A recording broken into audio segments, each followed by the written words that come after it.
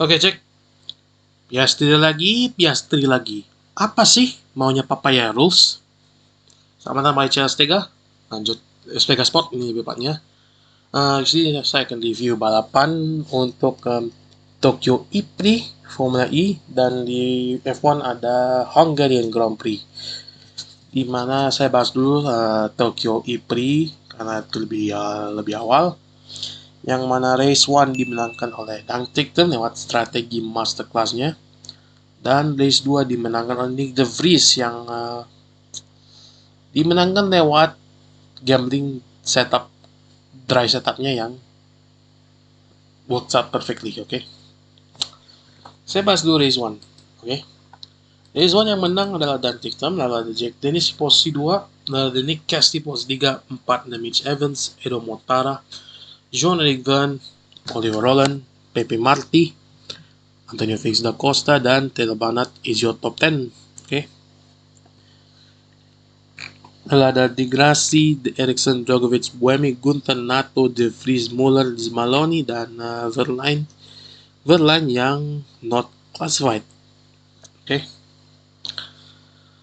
Lalu ada race 2 yang dimenangkan oleh Nick De Vries di posisi 2 dan Nick Cassidy dan Dennis posisi 3 di 2 balapan tempat ini tukeran posisi. Lalu ada Oliver Rowland, Jean-Éric Vergne, Norman Nato, finally Muller, Bernard, Gunther, dan Zane Maloney. Yang top 10, Fanny dapat poin lagi untuk dari Maloney.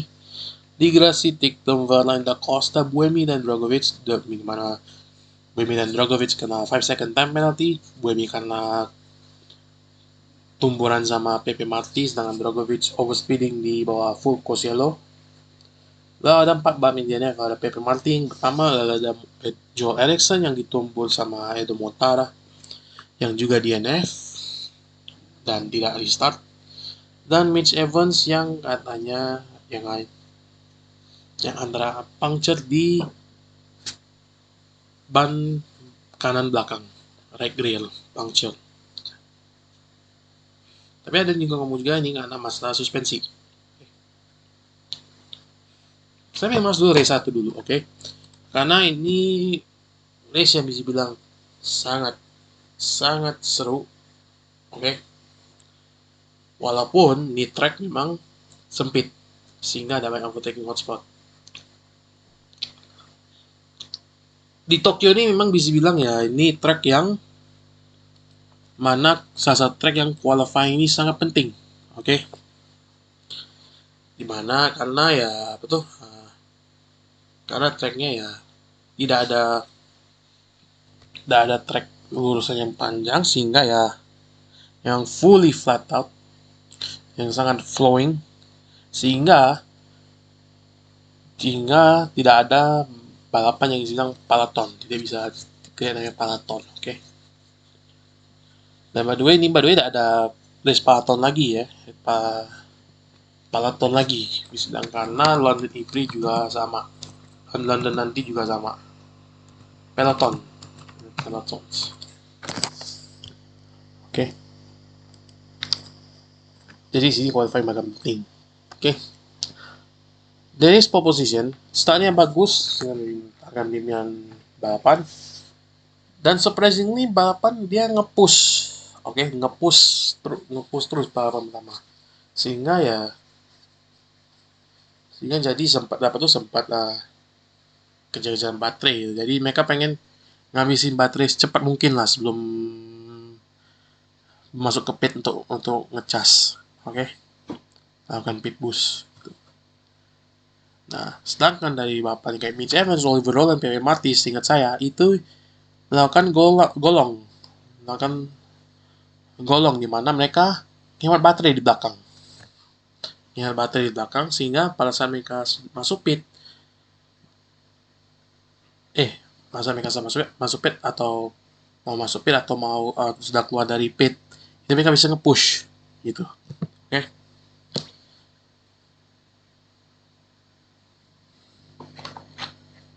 Balapannya sebenarnya ya seru but in a strategic way. Oke, sama kayak F1 lah.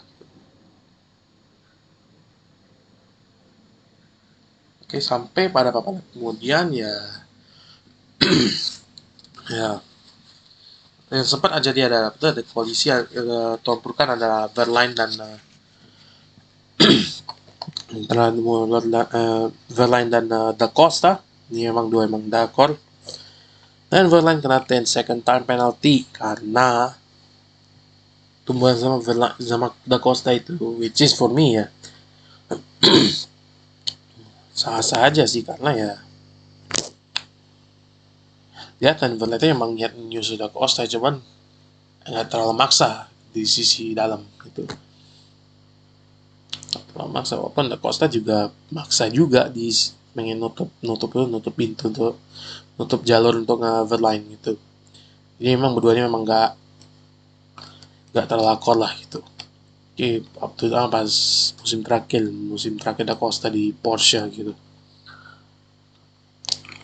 Nah, dan Muller juga sempat kena insiden di mana dia harus masuk pit karena dan sempat duga bahwa Muller mengalami masa suspensi.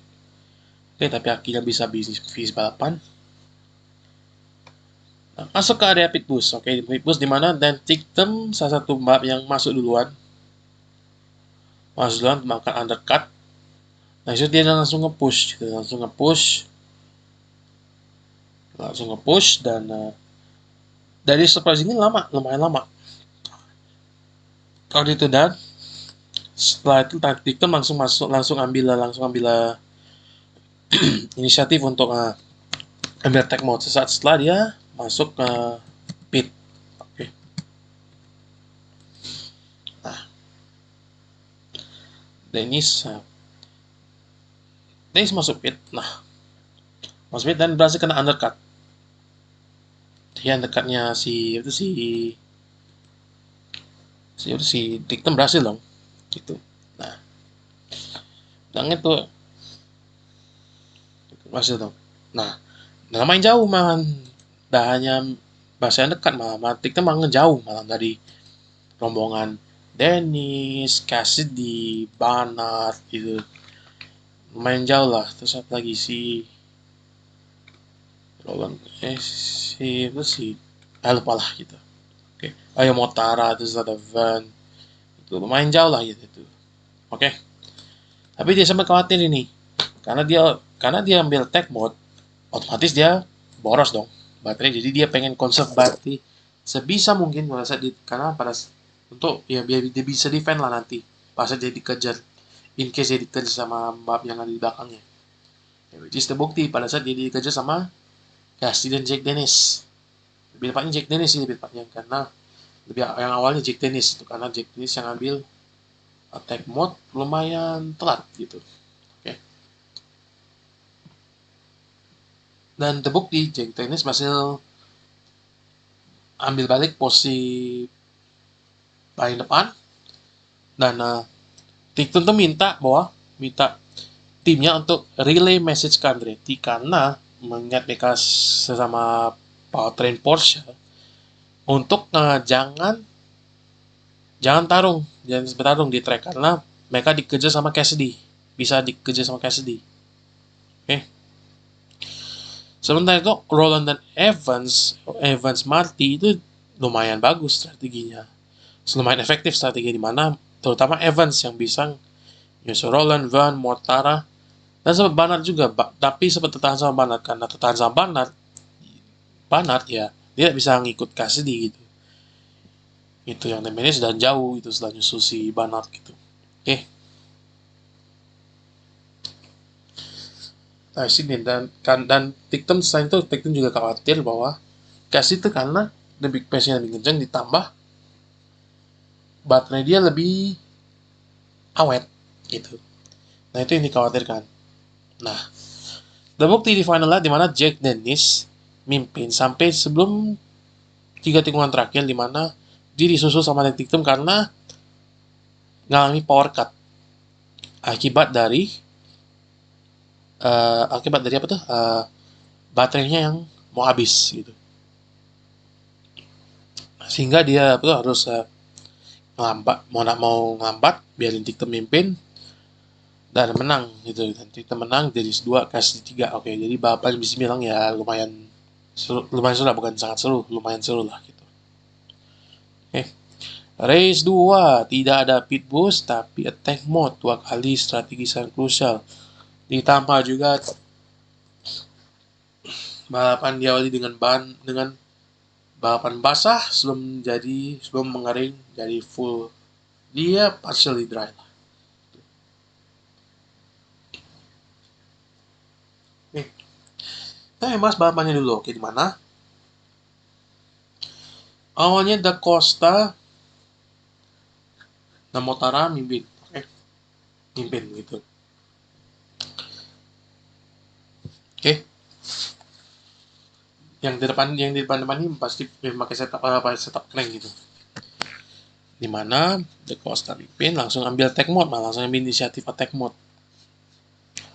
Gitu. Nah. Langsung ambil inisiatif attack mode, nah si The Costa langsung jauh gitu, langsung jauh di mana dan Motara ya nahan. Nah Motara juga nahan si Evans, Banat dan Tictum gitu. Motara jauh deh, Tictum yang nahan si Banat dan Evans. Banat kan si Tictum tuh kesulitan ngejar Motara karena dia ada grip gitu, gak ada grip sama sekali.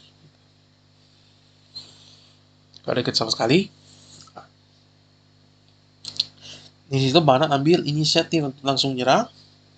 Oke. Langsung nyerang pada saat jauh dia bisa ambil attack mode gitu. Nah karena Tictum nahan Evans dan Banat dikejar sama Verline yang notabene start dari posisi di posisi 11 gitu. Oke. Dimana kalau saya 2 lap pertama langsung ke posisi 6.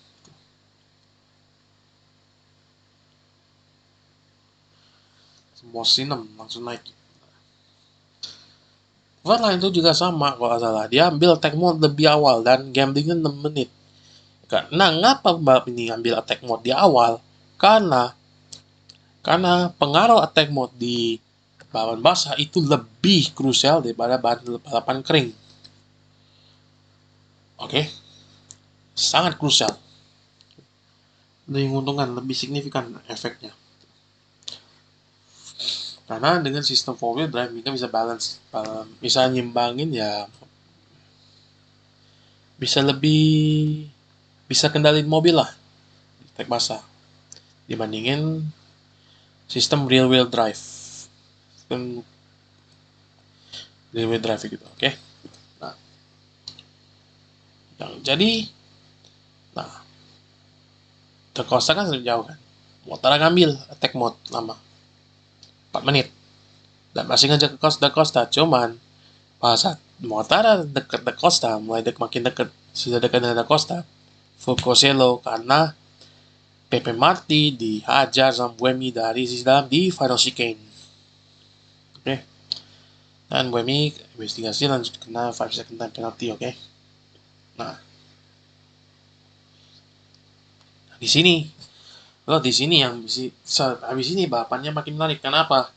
Pembalap yang seperti De Vries, Cassidy, Dennis, Roland, Van itu mulai ngebut karena mereka pakai dry setup kering gitu.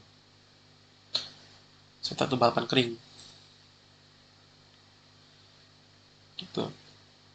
Jadi map depan yang awalnya kayak Da Costa, Mortara, seperti si Evan, Banat, dan Verline bahkan Verline Tictum itu ditelan habis-habisan. Dia bisa ngapa-ngapain. Bahkan Evans yang ngambil attack mode di belakang Roland itu tidak bisa nyayap Roland karena Roland ada di dry setup.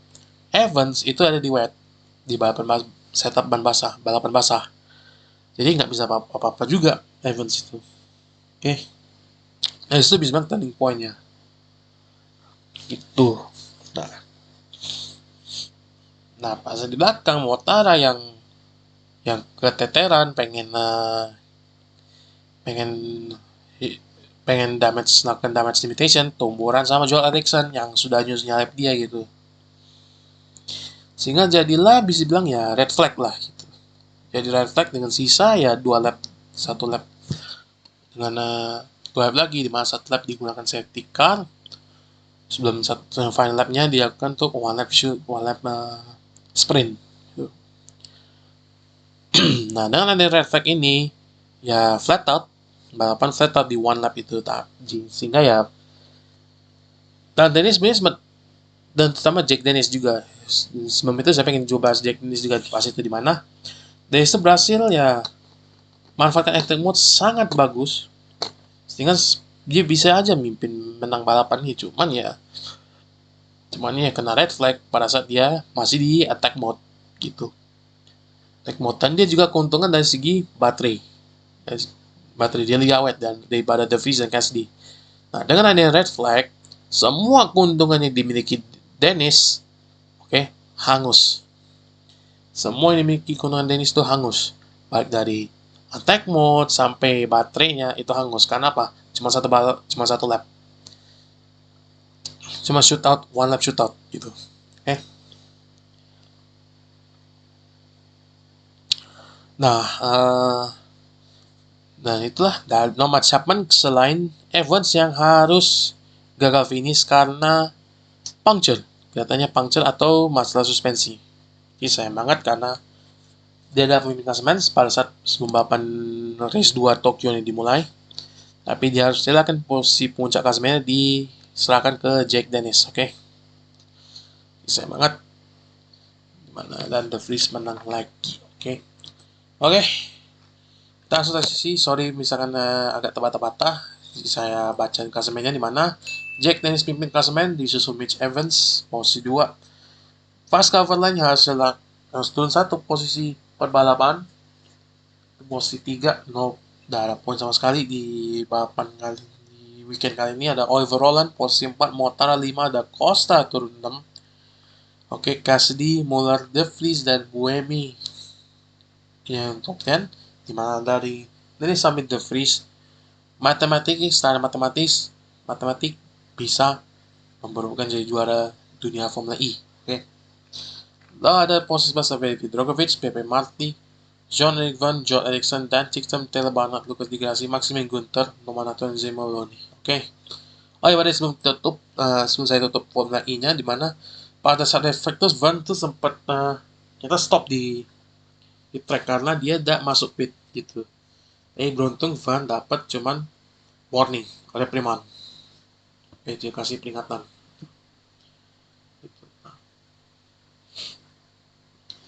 Gitu. Nah, Djokovic juga kena penalti karena speaking fokus. Saya nggak tahu yang rasa fokusnya berarti yang di awal malah sebelum red flag.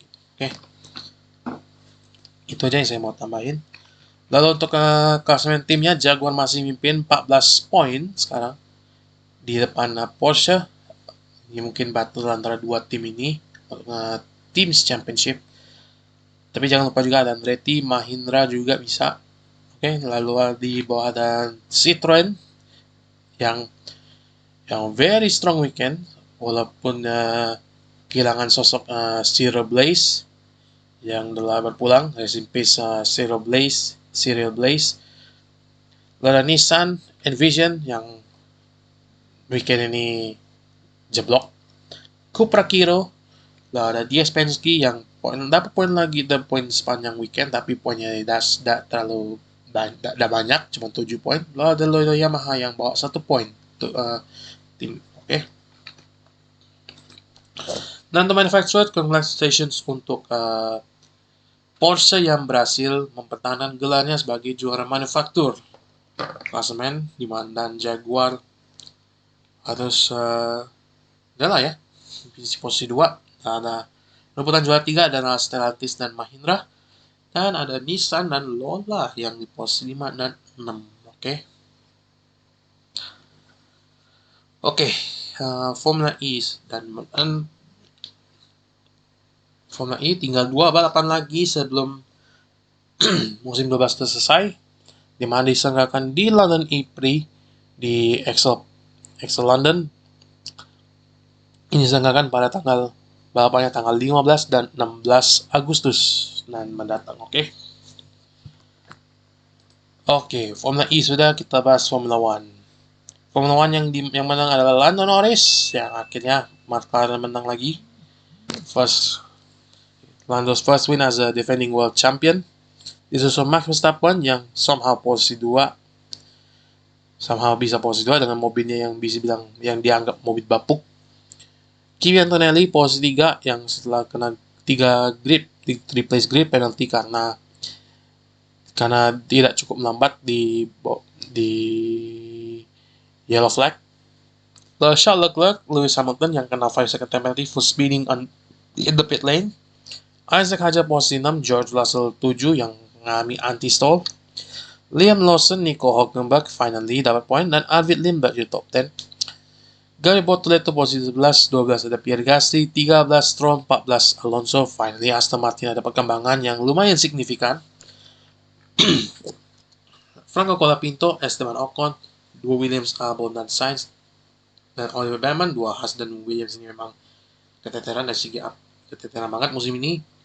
Lalu 3, 4 yang DNF ada Oscar Piastri yang karena masalah gearbox, Sergio Perez lap balapan karena masalah suspensi, Bottas di lap 13 karena remnya kobong. Oke, jalan balapan. Piastri mimpin justru sebagian besar balapan. Sebagian balapan paruh pertama balapannya itu. Dimana depannya adalah belakangnya adalah Norris, sempat saingan juga dalam Verstappen dan Ferrari, dan Hadjar dan Antonelli yang di posisi 6 dan Hadjar 7.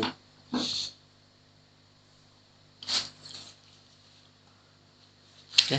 Nah, sebenarnya nggak terlalu jangan signifikan selain battle antara ya Verstappen dan 2 Ferrari lah gitu. Oke. Namun real testingnya di mana ini adalah semuanya di saat semua pakai di top 10 pakai medium, 2 Ferrari pakai soft. Tapi beda juga Ferrari ini.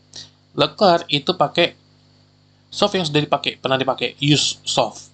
Karena di new softnya dipakai pada saat Q2, di mana dia sempat keteteran di Q2 gitu. Hamilton itu ada fresh soft. Sehingga Hamilton bisa manfaatin dong fresh softnya itu untuk pick up the pace lah gitu. Oke. Naliknya pada lap belasan, Hamilton pit duluan untuk nyusul Verstappen, untuk undercut Verstappen. Dia notabene pakai medium di mana Verstappen tidak habis pikir juga ngapa Red Bull mutusin untuk respon pit stop Hamilton, padahal dia pakai medium, dan terbukti bahwa Hamilton berhasil undercut Verstappen walaupun ya satu lap kemudian Verstappen pasti balik gitu. Dan memang di sini bukti bahwa ya memang gak terlalu signifikan bedaan antara soft dan medium gitu, bisa dibilang. Oke. Dari segi durability-nya, jadi ya betul. Jadi ganti ke soft, jadi ya soft ya why not gitu. Nah, di sini makanya kan 1-2 kan. Baik lagi papaya rules. Kembali lagi senjata jimat Ferrari McLaren yang bisa bilang. Senjata ultinya McLaren itu papaya rules. Dimana Norris sebenarnya pengen ngasih tau ke timnya bahwa dia lebih kencang dari Piastri karena dia pengen, dan dia ngerasa dia bisa ngasih jarak 10 detik lah. Cuman tim nahan Norris karena Piastri di depan. Jadi timnya sekarang ini prioritasin Piastri gitu. Itulah efek negatifnya papaya rules. Kalau di belakang kencang tapi timnya nahan ya susah gitu. Dan jujur saya fans McLaren, saya benci sama papaya rules ini sumpah. Kalau pemain di belakang kencang sudah lepasin aja. Tapi ini dibiarin ditahan terus, tidak bisa karena Piastri di depan. Jadi Piastri harus diprioritasin dulu sama McLaren gitu. Puncaknya di second stop, di mana Piastri dikasih prioritasnya masuk pit dulu. Nah, pada saat Piastri sudah masuk pit, Lando langsung nge-push gitu. Biar extend dan bisa bisa keluar di depan Piastri pada saat dia sudah melakukan second stopnya. Nah, Norris bisa bilang lumayan beruntung juga karena Piastri ketahan sama traffic gitu. Karena traffic terutama pada sama Carlos Sainz yang sempat tumburan malah sama Piastri gitu. Itu buat Piastri marah gitu. Oke. Nah, efek tumburan Piastri sama Sainz itu dia harus kehilangan beberapa detik sehingga Norris bisa keluar pit di depan Piastri. Nah, setelah lawan Norris langsung ngacir ke depan. Ngajar Antonelli yang belum pit langsung ya udah langsung nyalip ya sekitar beberapa lap di belakang Antonelli, ngacir di depan. Dah jauh gitu. Oke. Nah, Antonelli kenapa? Nah, Antonelli awalnya dia pengen cuman lakuin satu stop dengan hard all the way to the end gitu. Tapi dia masuk pit lagi mau tidak mau. Karena apa? Tim beritahu Antonelli bahwa dia nggak bisa karena ban hard ini tidak bisa tahan sampai selesai balapan.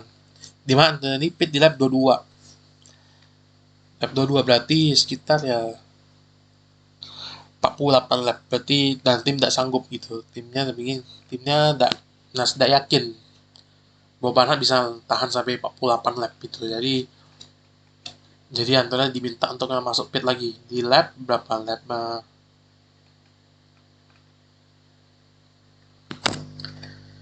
masuk pit lagi. Oke.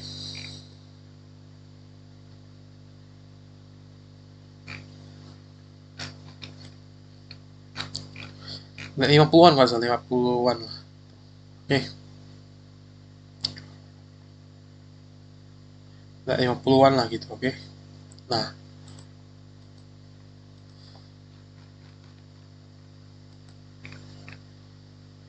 Verstappen dia kan pit stop gambling lagi. Hamilton Hamilton pit stop lebih awal lagi, di mana Hamilton awalnya sempat balap sempat awal lagi second stopnya di mana Verstappen duluan yang ngambil second stop di mana Verstappen gambling dengan soft. Aduh, ini bisa tahan nggak sih Verstappen dengan ban soft sama 29 lap itu? Dikhawatirkan tim ini bisa tahan lama. Sampai Verstappen nanya sama timnya, ada bukti tidak sih ban soft ini bisa tahan sampai ya sekitar 30 lap? Ada, kata Gianpiero Lambiasi, ada buktinya. Buktinya apa? Ya simple, Alonso pit. Simple. Buat itu pit di lap 29, Alonso di pit di lap 34. Di mana 2 lap ini pakai apa? Ban soft. Ada buktinya gitu. Jadi ya sudah, Verstappen percayalah sama GP ya. Udah. Gitu. Apalagi pada saat VSC, di mana VSC DNF karena masalah gearbox itu. Itu mana semuanya Lando Norris, apalagi Kimi Antonelli tidak pit gitu sih. Leclerc, Hamilton itu masuk pit gitu. Tambah ada aja juga gitu masuk pit di bawah VSC karena itu pit stop gratisan gitu. Dan mereka ganti ke ban soft gitu. Antonelli ganti ke ban hard. Nah, pada saat Hamilton keluar dari pit, ya Hamilton agak tergesa-gesa nih, pengen keluar di depan Kimi Antonelli gitu. Nah, imbasnya adalah dia kena overspeeding, 5 second time penalty dengan jarak 0,1 km per jam. Sekecil tuh bisa kena 5 second time penalty. Itu ngaruh banget sih, itu ngaruh banget, itu bisa bilang kejamnya dunia motorsport gitu. Oke. Dan Hamilton berhasil sempat ngejar, berhasil di depan finish di depan ini keluar dari pit di depan Kimi Antonelli, tapi pada saat Kimi Antonelli dan Lewis Hamilton melewati garis safety car 2, which is yang ada di di ujung dekat backing zone yang ada di garis. Kalau teman-teman lihat ada garisan yang misalnya nggak terlalu nampak lah, tapi ada garisnya dikit lah, garis putih itu di lurusan pertama itu safety car 2 Kim yang dari depan sedikit gitu. itu itu nah, sehingga Kim yang tadi minta minta timnya untuk which is race-nya Bono untuk lapor bahwa Hamilton nyalip Kim yang tadi di track gitu, di track setelah lewat safety car lain 2 gitu. Jadi safety car lane itu ada 2 sih, satu di pit entry, satu ada di pit exit gitu.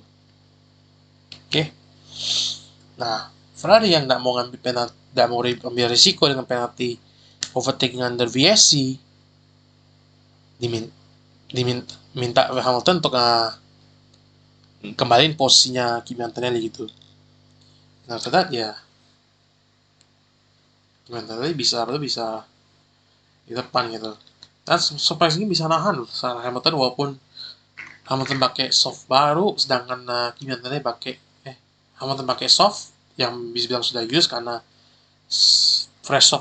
new softnya cuma satu set untuk Hamilton.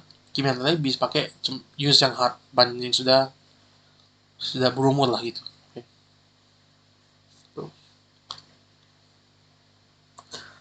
Untuk Russell sayang banget karena balapannya diganggu saat dia hancur dari awal karena mengalami anti-stall. Itu yang buat dia harus was divisi posisi 7. Dan saya main bahas juga dengan Hülkenberg yang akhirnya dapat poin. Dan Aston Martin yang akhirnya ada improvement yang signifikan di weekend kali ini, oke? Dimana mereka bukan menghuni bawah belakang lagi, dimana mereka bisa paling depan, tapi belum terbukti juga gitu, oke? Aston Martin weekend ini bisa bilang bahwa upgrade yang sangat signifikan, oke, dengan 16 upgrade, terutama di area mobilnya, dari aerodynamics, chassis, all that, perubahan total, rombak total lah gitu. Jadi bisa bilang ini adalah EMR 26B gitu. Oke. Dan bisa bilang dan juga ini adalah katanya adalah racikan pertama Adrian Newey di Aston Martin. Dimana efeknya sangat signifikan. Ini baru mobilnya, belum mesinnya. Mesinnya itu bakal ada upgrade di Zandvoort. Dan sinilah Honda manfaatin A2. Bisa bilang Honda manfaatin A2 lah. Gitu. Mesinnya upgrade mesinnya gitu, oke? Dan penasaran gimana upgrade mesin ini, kabarnya aja sih. Kalau misalkan beneran ya kita lihat nanti apa tuh upgrade mesin Honda di Aston Martin nanti, oke? Oke. Masih di belakang, tetapi down the right track untuk Aston Martin sekarang nih, oke? Cadillac ya harus benerin dari segi reliabilitasnya ya. Reliabilitas mereka lagi jelek banget, tapi ya mereka masih belajar, dan ini adalah musim pertama Cadillac di F1. So ya, jangan berharap banyak dulu sama Cadillac gitu, oke? Dan Williams ya keteteran banget gitu. Oh ya, sebelum kita tutup video ini ya, saya pengen juga tambahin juga bahwa breaking news juga dari kemarin bahwa Sepang bakal nyelenggarain balapan F1 lagi, tapi dengan nama Bahrain Grand Prix, oke? Hal ini diambil F1 karena situasi di Timur Tengah lagi masih manas gitu, oke? Antara konflik US dan Iran gitu, oke? Di Bahrain mau nggak mau harus pindahin F1 mau nggak mau pindahin Bahrain Grand Prix dari Bahrain International Circuit ke Sepang, oke? Nah, kenapa pakai nama Bahrain Grand Prix walaupun diselenggarakan di Malaysia? Karena dari segi promosi ini di cover sama Bahrain, promotor Bahrain Grand Prix itu sendiri, oke? Ini cover sehingga Malaysia nggak perlu keluarin banyak dana gitu, oke? So it's a win-win solution lah gitu. Itu dan ya. Dan ini bisa bilang pertama kalinya Sepang menangani balapan F1 sejak terakhir kali tahun 2017 yang pada saat ini menangkan Max Verstappen. Yang pada saat itu adalah kemenangan kedua Verstappen di Formula 1, oke? Oke. Untuk klasemennya langsung ya. King antara memimpin klasemen disusul Lewis Hamilton dengan sisi 50 poin. Russell dengan 59 poin di belakang Antonelli. Lalu Charles Leclerc di posisi 4. Norris 5, Verstappen nyalip Piastri posisi 6 klasemen. Hazard posisi 8. Lawson nyalip Gasly posisi 9. Gasly turun posisi 10. Lalu ada Lindbergh, Pinto, Berman, Bortoleto, Sainz, Albon, Ocon, Hulkenberg nyalip Alonso karena dia dapat posisi 9. Dan Alonso cuma 1 poin. Lalu Stroll yang nyusul dua Cadillac karena menang head to head, oke? Constructor itu si Mercedes